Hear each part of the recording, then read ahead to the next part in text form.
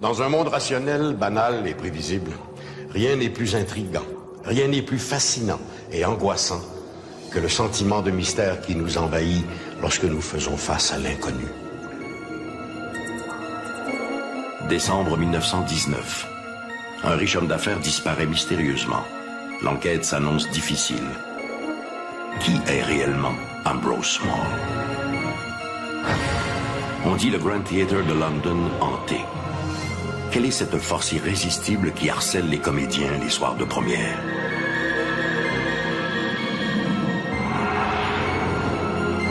Une famille de Amherst en Nouvelle-Écosse est tourmentée par un esprit maléfique. Quelle entité torture l'esprit de la jeune Esther Cox et pourquoi? Février 1970, c'est pratiquement la cohue à chaque soir au 237 Church Street à St. Catharines en Ontario. Tous les soirs, les policiers sont appelés sur les lieux. Le hic, l'intrus est un poltergeist. Rien n'est si angoissant et fantastique que l'inconnu. Ici Michel Dumont.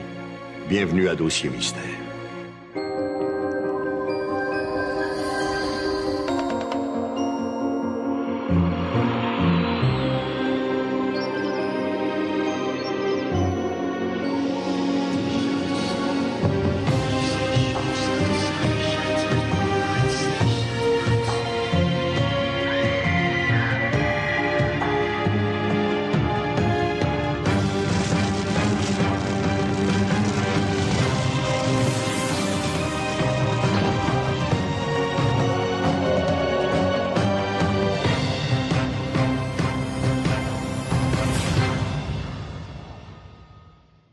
Disparaître sans laisser de traces. Voilà un scénario digne de Sherlock Holmes. Mais dans la réalité, disparaître ou faire disparaître quelqu'un est beaucoup plus difficile qu'il n'y paraît.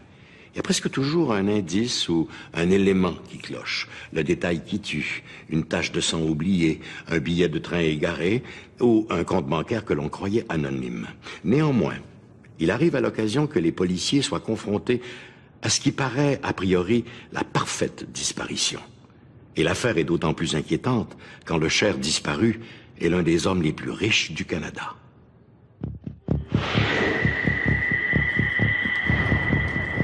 Adossé à l'un des murs extérieurs du Grand Opera House de Toronto, un homme d'affaires américain est impatient de régler ses comptes.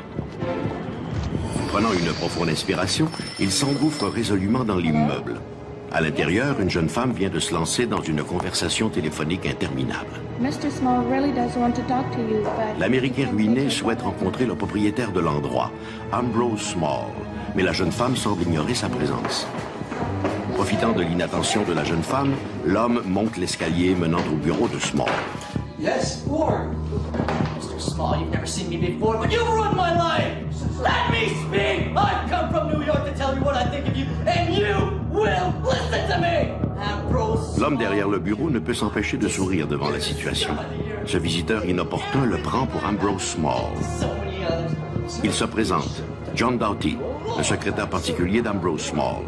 Il est tout à fait d'accord avec les propos de l'inconnu. Son patron est définitivement le plus beau salaud en ville. Indécis sur l'attitude à adopter, l'homme au chapeau accepte la main tendue vers lui. Ambrose Small va être épargné, du moins cette fois.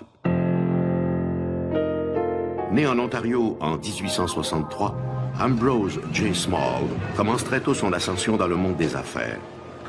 À 13 ans, embauché comme plongeur au luxueux Warden Hotel de Toronto, l'adolescent commence à faire des petits boulots plus ou moins illicites pour ses employeurs. Small se montre particulièrement doué pour tout ce qui touche la tenue de livres. Il devient vite l'intermédiaire numéro 1 entre les plus riches joueurs de la ville et leurs bookmakers. À la même époque, le jeune Small se déniche un second emploi comme ouvreur au Grand Theatre.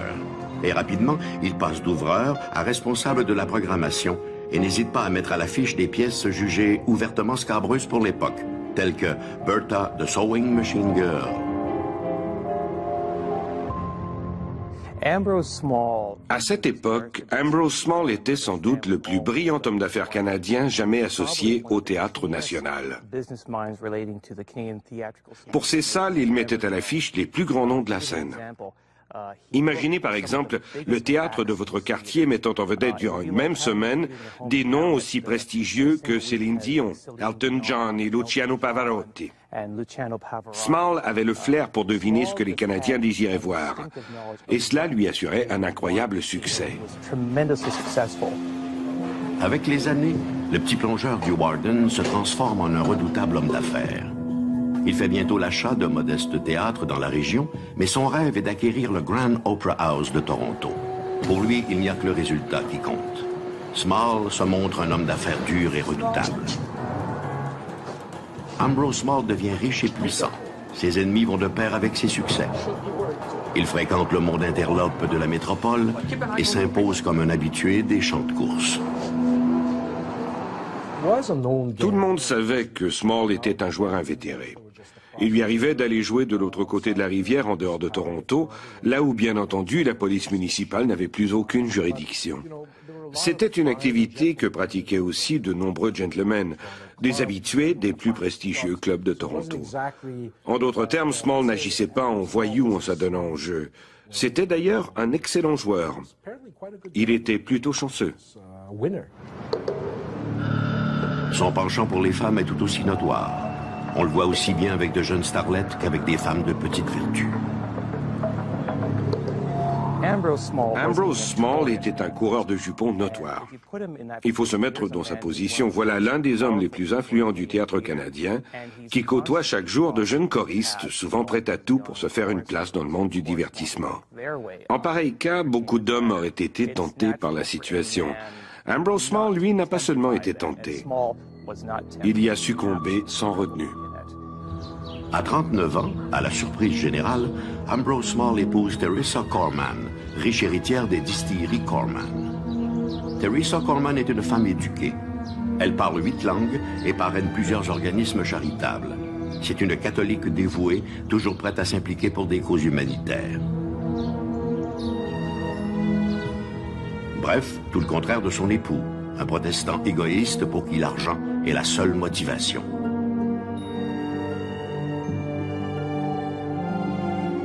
Ambrose Small voit en Teresa Corman un investissement et il en profite.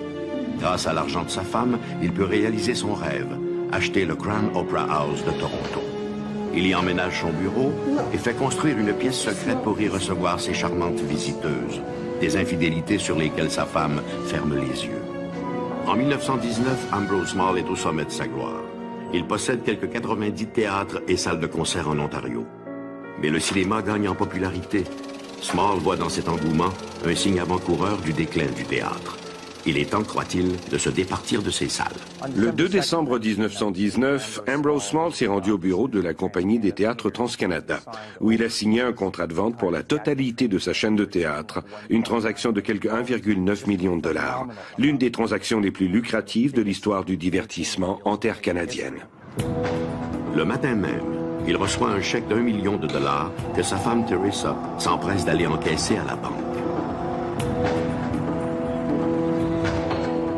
Dans l'après-midi, il informe son fidèle secrétaire, John Doughty, que les nouveaux propriétaires souhaitent retenir ses services comme secrétaire et directeur artistique. John Doughty était le secrétaire d'Ambrose Small, mais il n'avait pas beaucoup d'estime pour lui. L'histoire raconte que Small introduisait souvent dans ses contrats des clauses douteuses qui le favorisaient au détriment de son client. Or, lorsque le client en question découvrait l'arnaque et s'en prenait à Small, Small répliquait « C'est la faute de mon idiot de secrétaire ». Il appelait alors Doughty pour l'engueuler et l'humilier devant le client. On comprend qu'après quelques séances du genre, Doughty n'a commencé à éprouver que du mépris pour son ancien patron. Small festoie aussi en compagnie de son avocat. Il est de bonne humeur et le champagne coule à flot. Vers 17h30, le magnat quitte son bureau du Grand Opera House et s'arrête un instant au kiosque à journaux de Ralph Savine pour y acheter le New York Times. Mais la tempête de neige qui s'abat alors sur tout l'est des États-Unis a retardé la livraison du journal. En colère, Small vocifère et lance au commis une poignée d'injures. Ralph Savine sera le dernier homme à voir Ambrose Small vivant. Il s'est écoulé un certain temps avant que la police ne soit informée de la disparition de Small. On raconte que Small était connu pour organiser des soirées scabreuses avec ses choristes. Or, sa femme, qui était bien au fait de ses faiblesses, fermait les yeux sur ses escapades. Mais au fur et à mesure que les semaines ont passé, et nous parlons ici de presque un mois, l'inquiétude a gagné ses proches, et en particulier son avocat, E. Flock, qui avait son bureau à London. En lisant la correspondance que Flock a adressée à ses associés, on y devine cette inquiétude grandissante. Personne ne dit ouvertement qu'Ambrose Small a disparu. Les lettres sont écrites avec la plus grande prudence. Mais au début du mois de janvier 1920, ils reconnaissent qu'il est temps de faire quelque chose. C'est à ce moment-là qu'ils informent la police de la disparition d'Ambrose Small. Pendant que les policiers fouillent chacun des théâtres du controversé homme d'affaires à la recherche d'indices, Teresa Small fait publier un avis de récompense de 50 000 $ à quiconque permettra de retrouver son mari, mort ou vif. La police a commencé par reconstituer le fil de ce qui pouvait s'être passé. L'opinion générale était que Small avait peut-être été assassiné dans le théâtre et son corps brûlé dans la fournaise située au sous-sol. Ils ont fait tout ce qu'ils pouvaient pour retrouver Ambrose Small. Ils ont offert une récompense et ont suivi tous les indices possibles. Ils se sont même rendus à London, en Ontario, à des centaines de kilomètres de Toronto, où ils ont passé son théâtre au peigne fin, espérant y trouver son corps caché quelque part. Cela dit, je ne crois pas qu'il s'agissait d'une enquête policière approfondie. En fait, la police n'avait pas la moindre idée de ce qui pouvait être advenu de cet homme.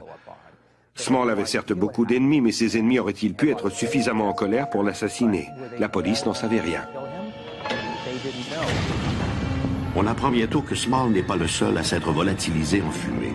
Son secrétaire, John Doughty, n'a pas été revu lui non plus depuis le 2 décembre. Les limiers découvrent que dans les heures suivant la disparition de son patron, Doughty s'est présenté à la Dominion Bank de Toronto où il encaissait 100 000 $ en bons du trésor. Le scénario voulant que Doughty ait assassiné Ambrose a vite été envisagé.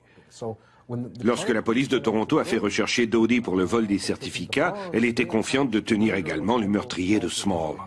D'ailleurs, lorsque les avis de recherche concernant Doughty ont été publiés, l'annonce disait qu'il était aussi recherché pour avoir joué un rôle dans l'enlèvement d'Ambrose Small. Mais finalement, la police n'a jamais rien trouvé en ce sens. Doughty a été retracé aux États-Unis, extradé et ramené à Toronto. Il a été traduit devant les tribunaux sans que l'on puisse toutefois le lier à la disparition ou à l'assassinat de Small. Il a simplement été accusé pour le vol des certificats. Teresa Small, elle aussi, est longuement interrogée. Pourquoi a-t-elle attendu aussi longtemps avant de rapporter la disparition de son mari? Pressée de questions, elle avoue tout savoir des infidélités de son époux, lequel s'absentait fréquemment des jours durant sans la prévenir. Comment aurait-elle pu se douter, au soir du 2 décembre, qu'il en allait autrement? Après toutes ces années, rien n'a jamais été retrouvé. Ni ongles, ni os. Rien qu'on aurait pu associer à Ambrose Small. La police n'a jamais retracé Ambrose Small. Il n'a été déclaré mort qu'en 1924 et encore à cette époque, l'affaire demeurait ouverte. Elle est restée d'ailleurs jusqu'en 1960. À ce jour, cette histoire demeure l'un des plus grands mystères canadiens jamais résolus. Aujourd'hui, la disparition du magnat torontois reste aussi mystérieuse qu'aux premières heures. L'affaire a alimenté pendant des années la presse mondaine et judiciaire sans que jamais un seul nouvel indice ne vienne faire progresser l'enquête. Une affaire non classée qui va probablement le demeurer pour toujours. Une célébrité richissime qui disparaît sans laisser de traces, voilà qui peut alimenter les rumeurs les plus folles. Et les médias ne sont pas longs à ressusciter le spectre du cher disparu à la moindre découverte d'ossements suspects. Mais dans le cas de Ambrose Small, disparu en 1919, son spectre est peut-être beaucoup plus qu'une simple figure de style. En disparaissant dans le blizzard en cette fin d'après-midi de 1919, Ambrose Small, le controversé magnat du théâtre, était sans doute loin de s'imaginer que son histoire allait être digne d'une pièce d'Agatha Christie, aux grandes dames de tous les Hercule Poirot de Toronto. Mais sa biographie s'arrête-t-elle vraiment là? C'est soir de première au Grand Theatre de London, en Ontario. En coulisses, les comédiens récitent mentalement leurs textes pendant que les techniciens s'affairent aux derniers ajustements.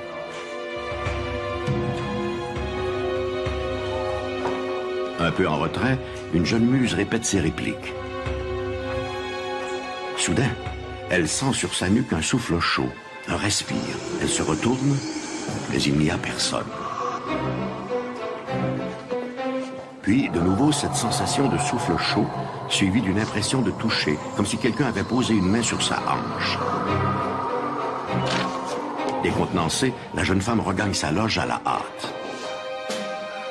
Puis, encore une fois, elle sent un contact sur sa hanche.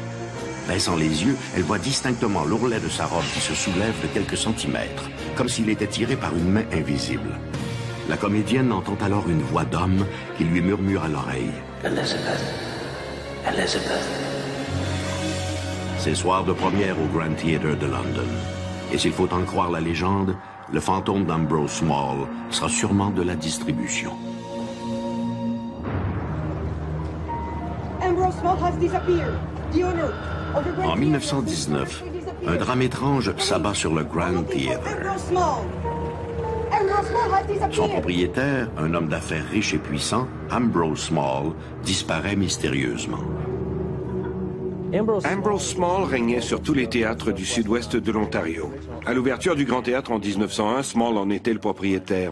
Lorsqu'il a vendu son empire, il a encaissé son chèque et avec 100 000 $ en poche, il a disparu. On ne l'a jamais revu, sauf sous la forme d'un fantôme qui arpente les corridors du Grand Théâtre. Je ne savais rien de la légende du fantôme avant de commencer à travailler ici. Mais assez rapidement, je me suis documentée et j'ai colligé le plus de récits possibles à son sujet. Depuis qu'Ambrose Small a disparu, son fantôme a souvent été rapporté ici au théâtre. L'une des rumeurs les plus persistantes est qu'il ne rate jamais un soir de grande première, toujours assis dans son ancienne loge. Ambrose est généralement aperçu, ou prétendument aperçu, au balcon, situé juste là. À l'époque, c'était son siège favori. On raconte que le soir même de sa disparition, le 2 décembre 1919, Ambrose Small, ou son fantôme, aurait été vu. Le soir de sa disparition, le gardien du théâtre l'avait rencontré. Pourtant, l'histoire raconte que Small a disparu à Toronto ce même après-midi. Il s'agit probablement de sa première apparition. Puis les manifestations se multiplient. En mai 1927, à la fin d'une représentation, l'actrice Beatrice Lillie croit reconnaître Ambrose Small. Celui-ci se tient au détour d'un corridor et lui fait signe de le suivre. Mais lorsque l'actrice s'approche, l'homme disparaît. Une autre histoire remonte à l'époque des rénovations du théâtre. Le fantôme aurait sauvé la Grande Arche, l'un des joyaux de ce théâtre, en provoquant la panne du tracteur chargé du déblaiement. On raconte qu'il ne restait que 2 briques pour soutenir l'arche quand Ambrose aurait occasionné cette panne. Les ouvriers ont alors réalisé la catastrophe qu'ils étaient sur le point de créer. Voilà comment a été sauvée cette magnifique arche qui se trouve au-dessus de nous. En juillet 1956, c'est au tour de l'actrice Charmian King de faire connaissance avec le fantôme d'Ambrose Small. Alors qu'elle s'apprête à quitter l'amphithéâtre, elle voit un homme qui se tient debout en haut d'un escalier. L'homme est diaphane, presque transparent. L'apparition est brève, mais suffisamment longue pour que l'actrice puisse détailler le personnage. Il s'agit d'un homme dans la cinquantaine, coiffé à la mode des années 1920 et portant une longue moustache. Lorsqu'on lui montre le lendemain une photographie d'Ambrose Small, Madame King est catégorique. Il s'agit bel et bien de l'homme qu'elle a vu. En 1960, durant une représentation du classique de Gore et Vidal, Visit to a Small Planet, les comédiens sont stupéfaits lorsqu'ils voient un siège du 4e rang s'abaisser tout seul, comme pour recevoir le postérieur d'un invisible spectateur. Puis, quelques minutes plus tard, le siège reprend sa position initiale. Je crois que le Grand Théâtre est hanté.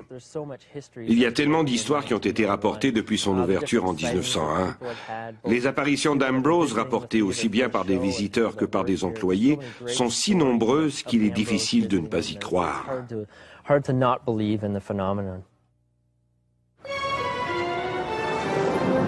Avec le temps, la légende prend forme.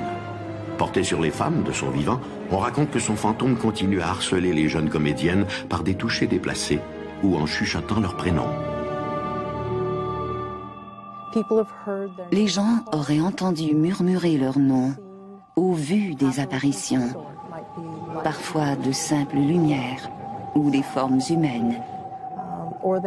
Ils auraient aussi senti une présence.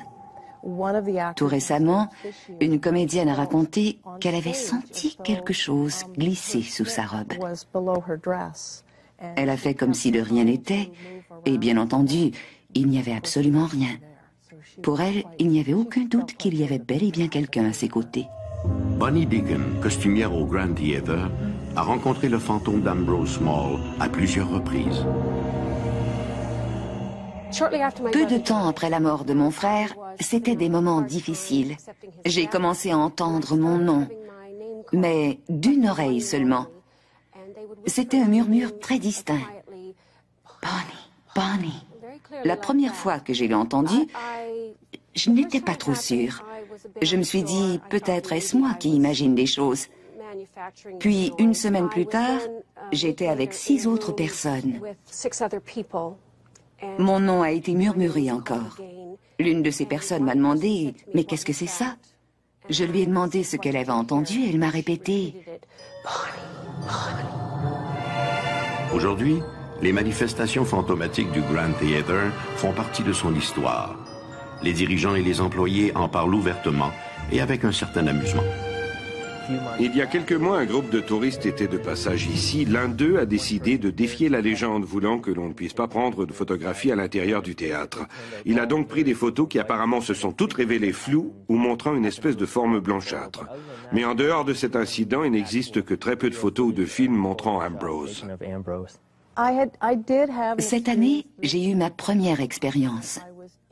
J'étais dans le théâtre, près des salles d'habillage, et je regardais le spectacle. J'étais totalement absorbée par la représentation. Soudain, quelque chose a bougé du côté droit de la scène. J'ai regardé et j'ai vu une forme humaine, sans trait distinctif. Une simple forme qui a disparu aussitôt. Le Grand Theatre est un terreau fertile en événements étranges. Même aujourd'hui, lorsque les comédiens montent sur les planches, ils ont l'impression de jouer aussi pour ce spectateur invisible, désormais assis dans une loge dans l'au-delà. Disparition et réapparition, les deux faces opposées du mystère. Au-delà de ces curiosités inexplicables, le Grand Theatre reste un monument dédié à la mémoire d'un homme dont la vie, et apparemment la mort, demeure digne d'un drame shakespearien. Un homme qui aurait pu faire sienne la célèbre maxime du dramaturge anglais. Être ou ne pas être? Voilà la question.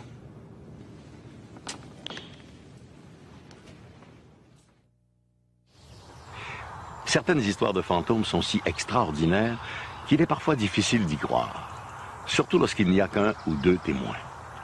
Mais lorsque toute une communauté assiste à une série d'apparitions terrifiantes, comment ne pas s'interroger sur la véracité de ces manifestations?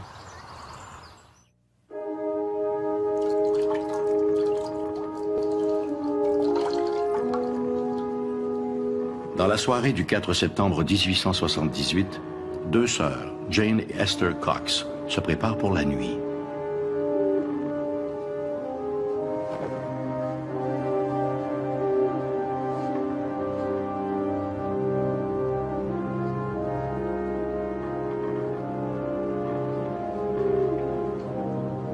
Elles partagent une chambre modeste au 2e étage de la maison familiale, au 6 Princess Street à Amherst.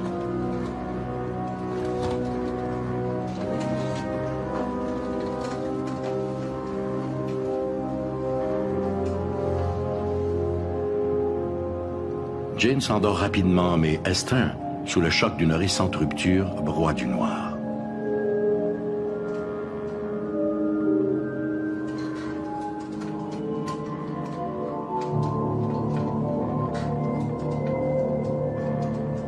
Un bruit étrange, un grattement régulier l'arrache à sa tristesse.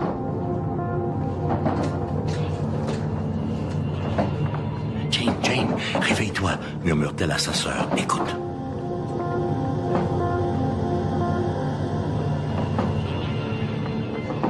Effectivement, la boîte de carton qu'elles utilisent pour mettre des bouts d'étoffe et des bobines de fil fait des petits bonds en l'air, apparemment animée par une souris prisonnière dans la trousse de couture.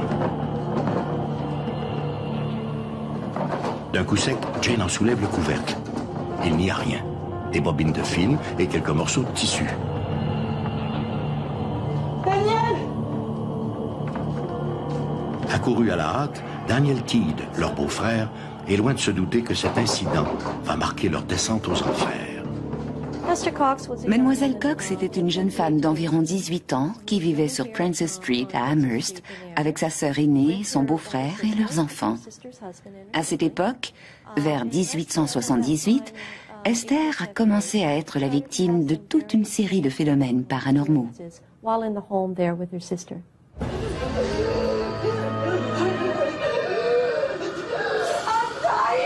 Le lendemain, le 5 septembre, quelques minutes après s'être mise au lit, Jane est réveillée par les cris d'Esther. Prise de tremblement, Esther ne cesse de répéter « Je meurs, je meurs ». L'état d'Esther a de quoi inquiéter. Toute la maisonnée se retrouve à nouveau à son chevet. La jeune femme semble prise de démence. Elle répète des mots inintelligibles et secoue la tête, à l'instar d'une possédée. C'est alors qu'un claquement puissant, comme un coup de tonnerre, ébranle toute la maison. Esther s'écroule sur son lit et sombre dans un profond sommeil.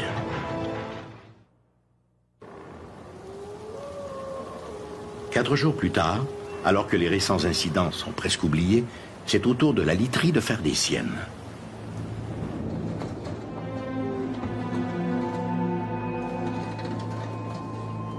Alors que Jane vient de se coucher, ses draps et ses couvertures sont brusquement arrachés du lit et le même phénomène se répète avec la literie de sa sœur.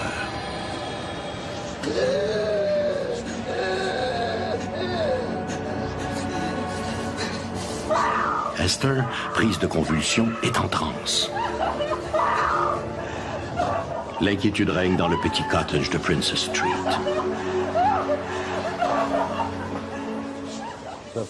La famille n'avait pas la moindre idée de ce qui lui arrivait. Ils ont d'abord appelé des médecins, puis des prêtres, mais personne n'a été capable de l'aider. Elle était malade, avec de temps à autre des moments de lucidité.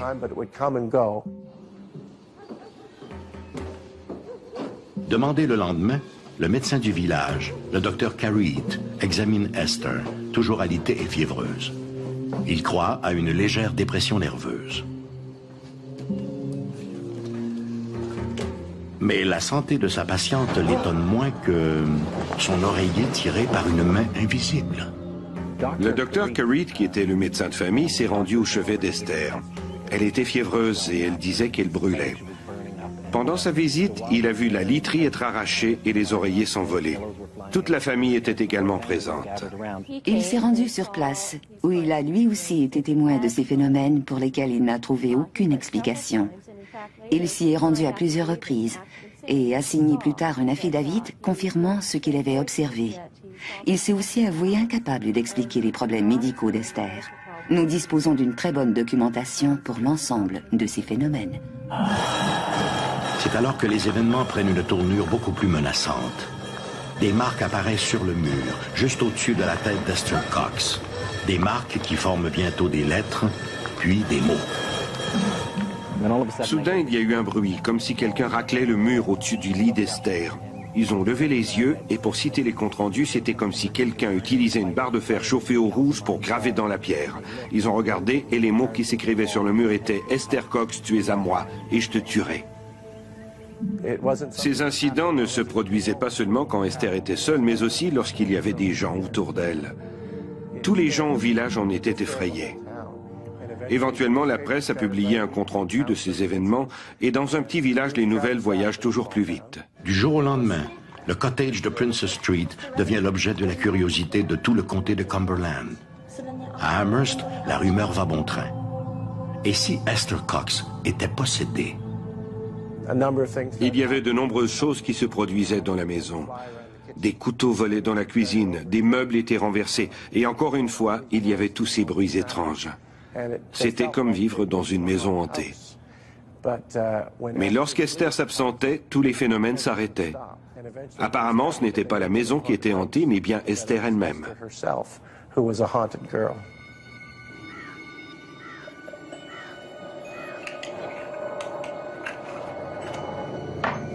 Ne dit-on pas qu'un prêtre méthodiste, venu chez les Cox pour y prier, aurait vu un seau plein d'eau bénite se mettre à bouillir en présence de la jeune femme?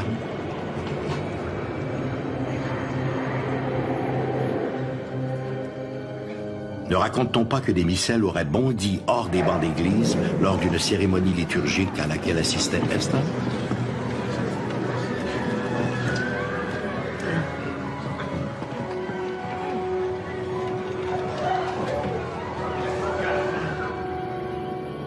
Graduellement, l'état de santé d'Esther s'est détérioré. Pour son bien-être, sa famille décide de l'envoyer pendant 2 semaines chez une autre de ses sœurs à Sackville, au Nouveau-Brunswick. Durant toute sa convalescence, aucune manifestation insolite n'est rapportée, ni à Amherst, ni à Sackville. L'optimisme renaît. La maladie d'Esther Cox aurait-elle eu raison du malin?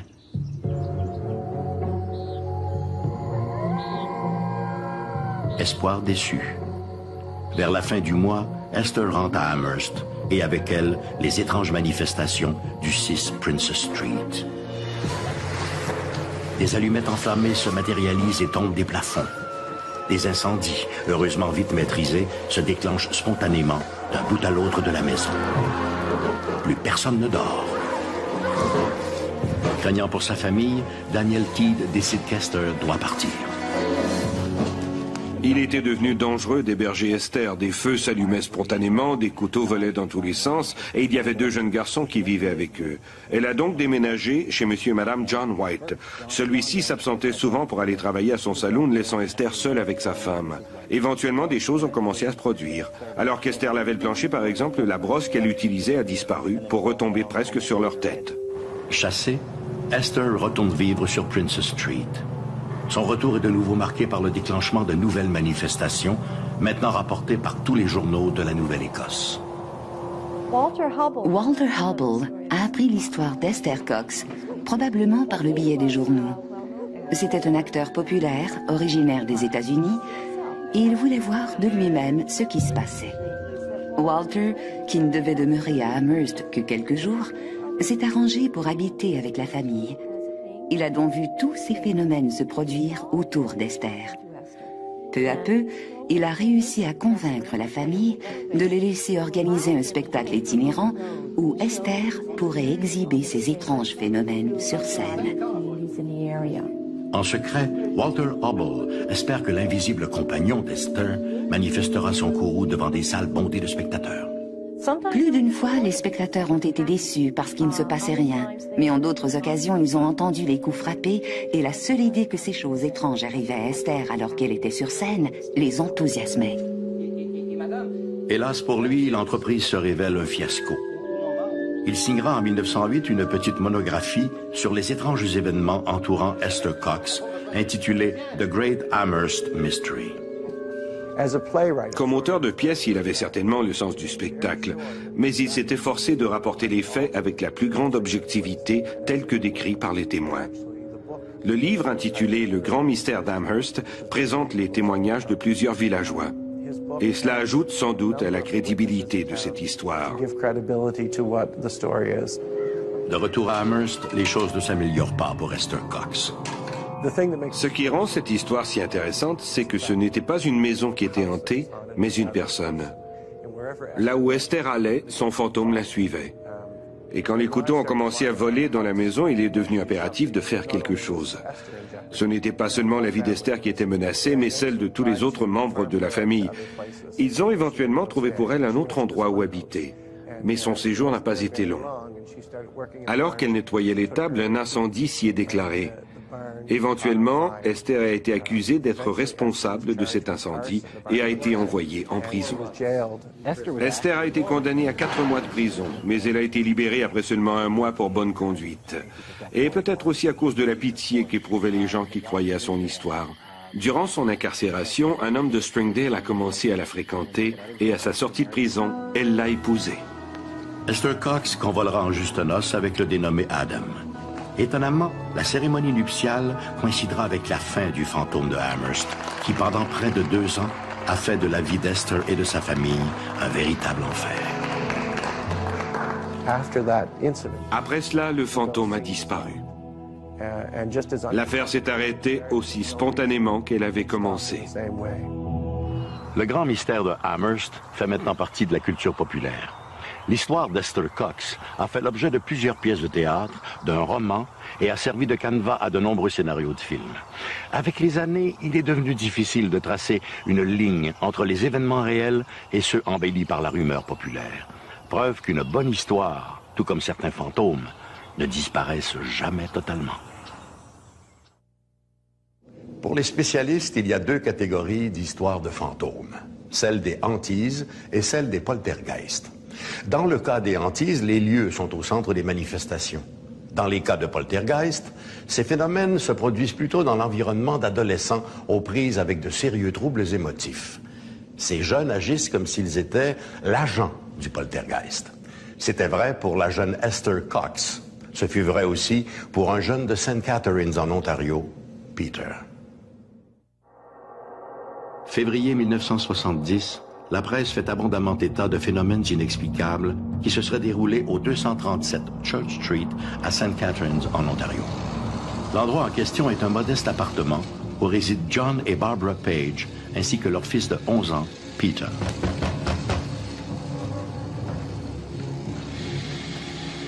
Quelques jours auparavant, c'est le constable Robert Crawford qui a été le premier policier à se rendre chez les Page pour dresser un rapport des événements qui s'y seraient déroulés. En 1970, alors que j'étais policier pour la ville de St. Catharines, j'ai entendu certains de mes collègues que je connaissais bien raconter qu'ils avaient été appelés dans une maison où les meubles bougeaient tout seuls. Selon le rapport de police, cela aurait commencé par des grattements et des coups frappés dans les murs. Ensuite, des meubles se seraient mis à bouger, puis des portes se seraient ouvertes sans que personne ne les ait touchées. Des murs en plâtre auraient même été déformés, comme s'ils avaient été gonflés depuis l'intérieur. Les Page semblaient être confrontés à un véritable cas de poltergeist. Un poltergeist, faut-il le rappeler, ne se manifeste pas par des apparitions. Un poltergeist est un esprit dont la présence n'est connue que par ses effets. Des effets bruyants et dérangeants. Jusque-là, d'expliquer les Page, ces manifestations n'auraient sans doute pas nécessité l'intervention de la police. Mais maintenant, depuis quelques jours, leur fils est devenu à son tour la victime de ces forces invisibles. À en croire Barbara Page, son fils aurait été frappé par des objets lancés par une entité invisible. Il aurait aussi été poussé hors de son lit par des forces inexplicables. Apparemment, ce gamin était la victime d'un poltergeist.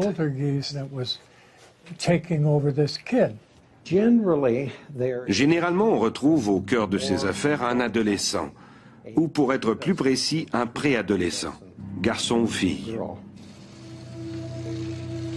L'affaire paraît invraisemblable. Mais les Page ne sont pas les seuls à témoigner de ces manifestations. Un prêtre catholique, le père Stevens, présent au moment de la visite de l'agent Crawford, jure qu'il a vu lui aussi plusieurs de ces phénomènes, dont le lit du jeune Peter qui aurait été poussé au milieu de la chambre, mu par quelques forces mystérieuses.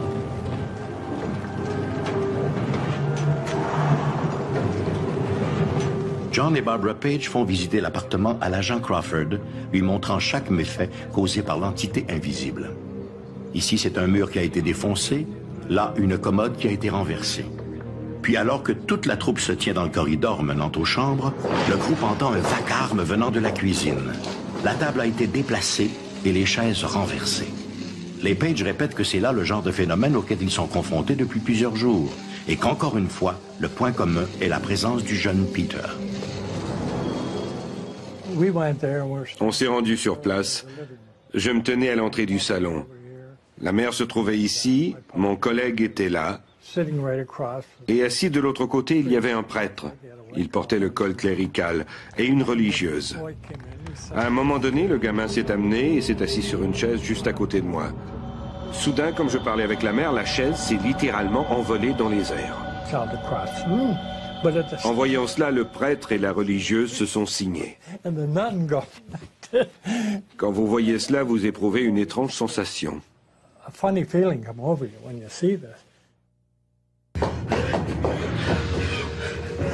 Le 7 février, vers 22 h, l'agent Crawford retourne au 237 Church Street. Dans l'escalier, il est interpellé par une femme visiblement en état de choc. Celle-ci lui raconte qu'elle revient de l'appartement des Page, où elle a vu un lit qui flottait littéralement dans l'air. Le policier se dirige directement vers la chambre et ce qu'il y voit le laisse pantois. L'une des extrémités du lit se tient à 60 cm du sol. Il n'est soutenu par aucun objet ou support. L'agent Crawford n'en croit pas ses yeux. Il s'agit d'un cas extraordinaire et bien documenté de hantise. Ce qui a été rapporté dans cet appartement est tout à fait surprenant. On a les rapports des policiers, et en plus des 3 ou 4 constables, on compte parmi les témoins un avocat et un prêtre venu là pour y pratiquer un exorcisme. Tous ces gens ont été témoins de phénomènes semblables à ceux décrits dans le film L'Exorciste. Dans les jours qui suivent, au moins 5 autres policiers de St. Catharines vont être témoins d'événements étranges au 237 Church Street. Toutes ces manifestations semblent tourner autour du jeune Peter. Je pense que les enfants ont l'esprit plus ouvert que les adultes. D'ailleurs, le phénomène des poltergeists est généralement lié à des adolescents, en fait beaucoup plus qu'à de jeunes enfants, à cause des nombreuses transformations auxquelles ils font face tant sur le plan psychologique que physique. À la fin de la journée, le jeune Peter, qui vient tout juste d'entrer à la maison, est stupéfait lorsqu'il voit un journal flotter littéralement dans les airs. Le journal reste suspendu quelques secondes, puis il est violemment projeté en plein visage du garçon. Les parents étaient inquiets pour la sécurité de leur fils. Le père craignait aussi que son nom soit publié dans la presse et que son garçon devienne l'objet de moqueries à l'école. Les craintes se matérialisent. Le journal local, The Standard, tire sur 5 colonnes la manchette qui déclenche un véritable cirque médiatique. Des 4 coins du pays et même de l'étranger, des dizaines de journalistes, d'experts ou de simples curieux téléphonent aux autorités. Tous veulent en savoir davantage sur ces phénomènes inexplicables. Ils ont tout fait. Ils ont contacté des gens de l'environnement et d'autres experts qui ont testé le sol et tout le reste. Ils ont tout fait pour essayer de trouver une explication à ces phénomènes. Personne ne sait exactement ce qui provoque ces manifestations. 6 manifestations il y a, bien sûr. Nous avons de nombreux rapports et même des films montrant ces phénomènes qui se produisent en de très rares occasions. Ces occasions sont spontanées, sporadiques et donc impossibles à reproduire en laboratoire. Pour les Page, la situation devient insupportable. Si les médias ont respecté jusqu'à maintenant leur anonymat, il en va autrement dans leur quartier, où ils sont connus. À l'école, le garçon est victime des railleries de ses compagnons. L'affaire n'a que trop duré. Vers la fin du mois, les Page quittent St. Catharines pour aller loger chez des parents à Montréal. Durant leur séjour, ils n'observeront aucun phénomène particulier, ni en présence de Peter, ni en son absence. Lorsqu'ils reviennent dans leur appartement de Church Street, tout semble être définitivement rentré dans l'ordre. Ces étranges manifestations, qui pendant des semaines leur auront empoisonné l'existence, semblent bel et bien terminées. Les Page ne rapporteront aucun autre incident insolite.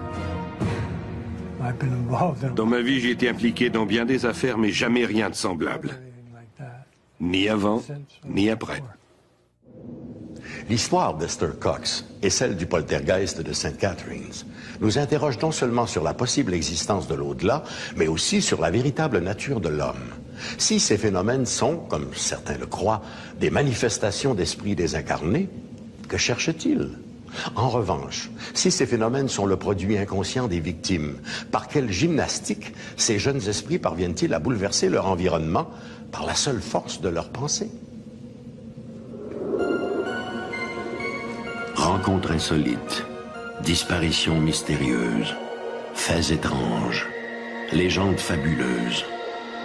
Quelqu'un pourra peut-être nous révéler enfin la vérité cachée derrière ces mystères extraordinaires. Et peut-être que cette personne, c'est vous.